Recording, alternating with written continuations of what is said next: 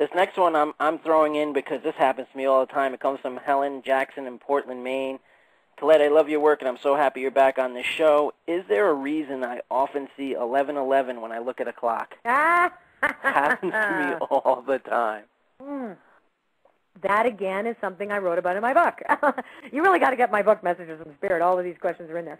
So 11:11 is a numeric sequence that has a meaning. And actually, if you want to go on the Internet and check out crystallinks.com, it's probably one of the most best researched, well-researched resources, and we'll call it a New Age resources.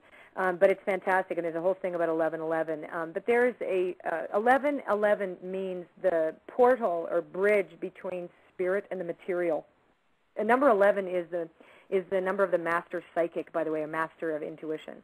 A master, it's a teacher, it's somebody who devotes their life to the spiritual path, right? But having them two together, those four pillars, right?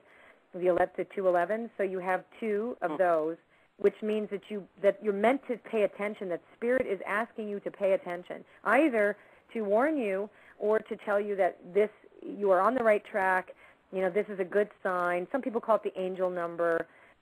But the numeric sequence 11:11 is very, very, very positive, and it's meant to be paid attention to. Okay, hey, thanks a lot, Helen Jackson in Maine. We're going south of the border with Hector Vanni, Mexico City, Mexico. Is there a difference between connecting with spirit and channeling, or is it just different words for the same thing?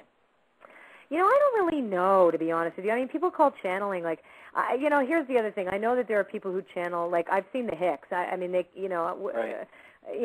The Abraham thing is real as far as I can see. I'm sort of sitting on the fence about the channeling thing because I don't do it. I believe channeling is inspiration, and my language for channeling, other than channeling a disembodied entity, is really making that connection. I call that a conscious connection to spirit. When I write, I wrote, the Wisdom of Avalon Oracle cards, I look at those and I go, my God, I couldn't have come up with this. I channeled those cards. That's what I say, because the inspiration was so acute. They're so good. I'm reading it going, I don't take much claim for it, so I'll say that. Then I'll say spirit really came through and did that. But there's another word, the channeling represents bringing in an entity or a group of entity of a whole other consciousness from another dimension. And, I sit on the fence about that. Who knows? To me, channeling's one of those voodoo words. Yeah, me too. I don't like it. I don't like the word psychic because if either. I say, sometimes I'll get up on a stage and, Colette, an hour goes by and I killed. I mean, they loved it and I have no idea what I said. But, I'll say, I was really inspired and it was amazing. It's like something takes over and my inspiration comes out and I just forget what I'm doing. If I were to say I channeled something, that's it. Yeah. Career it's a over, voodoo kid. word, yeah. Yeah. Well, it's one of the reasons I don't like the word psychic. It's really funny because that W Magazine article where it does call me the psychic, I made them promise that they weren't going to use that word, and of course, every time I ask people not to do it, they do it. So I finally get over it. I'm just getting over it now. Never mind. I'm a psychic. I am what I am. What the heck? But it means pertaining to the soul. But that's that's what the word means. But it's been turned into this circus thing. Especially those 900 lines. They expect me to be wearing a babushka and have a crystal ball. And you know what I'm saying? I show up in an Armani suit. They're like, hello? I'm like, listen, I like shopping, all right? So, and my crystal balls are very expensive. That's great. What do you think? I got to ask my own question now.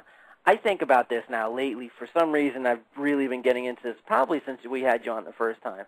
I've been really getting to this. We have James Van Praagh coming on our show also. I'm trying to get some angles on this. I watched a show called Ghost Hunters. I don't know if you ever heard or seen it. And definitely, I've seen it and heard. I'm wondering if something like that. There was a movie with Nicole Kidman. I want to say it was called The Others or whatever, where the others are there.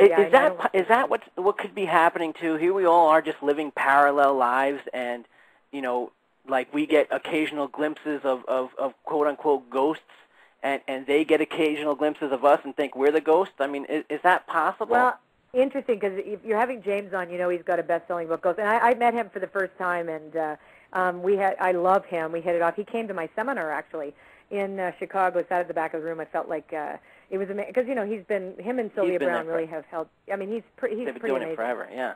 Yeah, he's been doing it forever. They're the icons of this profession, and they've had the most difficulty too, I guess, with this public stuff. But